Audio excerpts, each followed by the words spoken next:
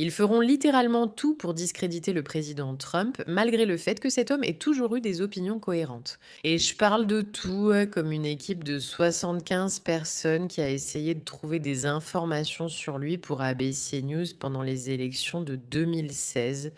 C'est une révélation choc, une preuve de la façon dont les médias mentent, fabriquent et manipulent l'information de manière complètement folle. Regardons ce que ce type a à dire à ce sujet. Leur détermination à trouver quelque chose. Imaginez aller partout en posant cette question. Qui a quelque chose? Qui a comme là-bas? Il y a du mal là-dedans. ABC News. Même si c'est quelqu'un qu'on n'aime pas. Ils avaient une division dédiée avec 75 personnes parce que je connais le gars qui dirigeait cette division qui était essentiellement consacré à le coincer. Wow. ABC News avait une division dédiée de 75 personnes dont le seul but était d'essayer d'obtenir des informations compromettantes sur Trump. Tu te rends compte à quel point c'est fou? On ne parle pas de 3 journalistes, ni de 4, mais de 75 personnes de Et tous les grands réseaux d'information l'ont fait. Je comprends tout ça. Comme ce que tu peux faire quand ils ont chacun leur ton et les différents réseaux ont des tons différents. Il affirme que tous les grands réseaux l'ont fait. Et tu sais, je crois très, très, très simplement que la meilleure façon de savoir si tu peux faire confiance à quelqu'un, c'est de voir comment il a été au fil du temps. Je ne parle pas d'idéologie qui évolue, hein, parce que les gens évoluent, ils changent et ils se transforment. Quand quelqu'un reste cohérent sur un sujet depuis les années 80, comme Trump dans cette incroyable vidéo de Nathan Livingstone sur Milk Bar TV, actuellement poursuivi par Andrew Tate, allez voir si vous pouvez le soutenir. Quand il ne vous montre pas cette information, mais qu'il continue simplement à répéter que Trump mène cette guerre pour un gain personnel et Iran, Iran, Iran, peut-être que quelque chose là-dedans n'est pas vraiment exact et véridique. Peut-être que Trump n'est pas aussi terrible qu'on le dit, regardons.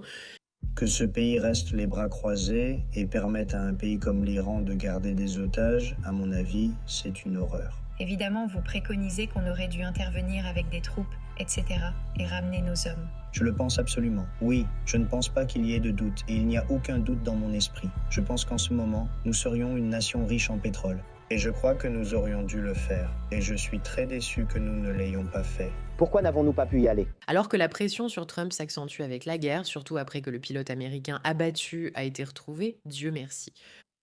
Il faut se rappeler que c'est quelqu'un qui croit à cela depuis le début. Et quand il s'est levé là-bas et qu'il a dit « Je suis contre les guerres », il a compris que c'est une guerre qui dure depuis 50 ans et qu'il faut faire quelque chose pour y mettre fin afin que nous puissions tous aller de l'avant. Parfois, il ne s'agit pas de commencer une guerre. Il s'agit en fait de mettre fin à une guerre que d'autres ont commencé des années et des années avant vous. Ce n'est pas un discours qu'ils vont vous présenter dans les médias. Cela montre encore que Trump le sait depuis des années et qu'il est resté fidèle à ses convictions. Prendre le contrôle d'une partie de leur pétrole, qui se trouve le long de la mer. Vous finirez par avoir une guerre à force d'être faible. La prochaine fois que l'Iran attaquera ce pays, allez-y et prenez une de leurs grandes installations pétrolières. Et je veux dire, prenez-la, gardez-la et récupérez vos pertes, parce que ce pays a déjà beaucoup perdu à cause de l'Iran. Il y a près de 40 ans, Trump disait « Je serai dur avec l'Iran. Ils nous battent psychologiquement. Ils nous font passer pour une bande d'imbéciles. Une seule balle tirée sur un de nos hommes ou un de nos navires et je frappe fort sur l'île de Karg. » En 1988, il parlait de l'île de Kog, alors que je parie que la plupart d'entre nous n'en avaient jamais entendu parler avant ce conflit. Il parle de ça et comprend ce conflit depuis si longtemps. Il n'intervient pas en amateur comme ils le prétendent, juste pour voler le pétrole. Il dit que ces gens se moquent de nous font du mal, nous blessent et nous tuent, et que nous devons faire quelque chose pour leur montrer qui est le patron depuis 1980. J'irai là-bas et je le prendrai. L'Iran ne peut même pas battre l'Irak. S'ils s'en prennent aux États-Unis, ce serait bon pour le monde de les affronter. Donc on peut venir à bout de l'Iran. Je n'écarterai jamais l'option militaire. Et il est possible qu'il faille l'utiliser parce que l'Iran ne peut pas avoir d'armes nucléaires. Personne ne nous intimidera. J'empêcherai l'Iran d'obtenir des armes nucléaires. Nous démantèlerons totalement le réseau terroriste mondial de l'Iran. Voilà le problème. Il répète toujours que ce type ment et ne tient pas ses promesses de campagne. Je veux dire, il me semble qu'il tient vraiment parole, il parle de ça depuis des années, il dit qu'il va s'en occuper, il menace littéralement de faire certaines choses, puis il met ses menaces à exécution. Qu'est-ce qui n'est pas cohérent là-dedans? L'Iran a déjà, depuis la mise en place de l'accord, procédé à 3 tirs d'essai de missiles balistiques et pourrait un jour peut-être même frapper les États-Unis. Et nous n'allons pas laisser cela arriver, nous ne le laisserons pas se produire. Aujourd'hui, j'annonce plusieurs mesures majeures que nous prenons pour faire face aux actions hostiles du régime iranien. Plus nous ignorons une menace, plus cette menace s'aggrave.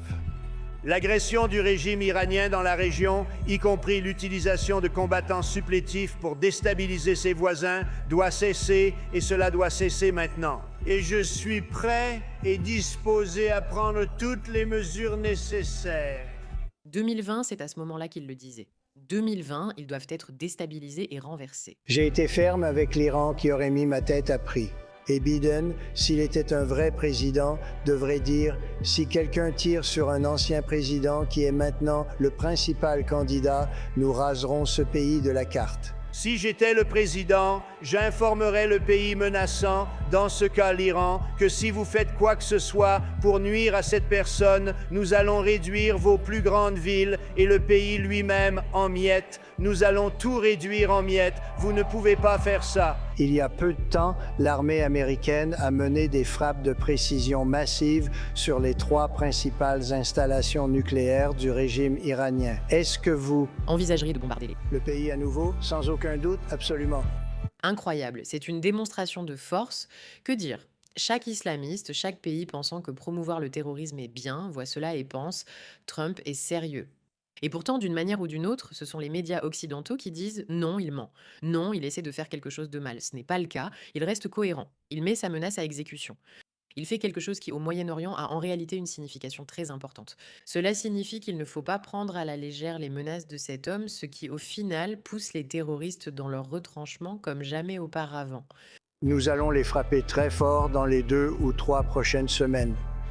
Nous allons les ramener à l'âge de pierre, là où ils appartiennent. L'Iran ne peut pas avoir d'armes nucléaires. J'empêcherai l'Iran d'obtenir des armes nucléaires. Je m'assurerai que l'Iran ne, et je veux dire jamais, n'acquiert une arme nucléaire. Je le répète, ils ne doivent jamais avoir d'armes nucléaires. Non, je ne vois pas de guerre. Vous voyez, la guerre, ce n'est pas une situation comme au Vietnam. Ça aurait été la victoire la plus facile que nous aurions jamais remportée. Je veux dire, pour eux, c'est une guerre. Pour nous, ça s'est avéré plus facile que ce que nous pensions. Regarde ça. Super cohérent tout du long. On pourrait penser que l'équipe de 75 personnes d'ABC serait capable de monter une vidéo comme celle-là pour prouver au monde que Trump ne ment pas en réalité. Je ne suis pas là pour juger son caractère ou affirmer qu'il est toujours honnête. Je n'en sais rien. Mais en particulier, quand il s'agit de la guerre avec l'Iran, quand il s'agit d'un sujet dont il parle depuis des années et que c'est documenté et qu'il a prouvé qu'il est quelqu'un qui donne réellement suite à tout ce qu'il a dit, pourquoi ? Pourquoi le monde ne veut-il pas simplement reconnaître que cet homme conduit vraiment l'Amérique vers une nouvelle ère incroyable? Non, ils veulent juste le faire tomber. Le faire tomber. Voici ce que nous voulons dire. L'Occident peut s'autodétruire pour être vaincu par ses ennemis alors qu'il est pourtant fort et puissant face à eux. Au final, nous causons nous-mêmes les dégâts qui nous détruisent en fait de l'intérieur, ce qui est assez pathétique. Merci de votre attention.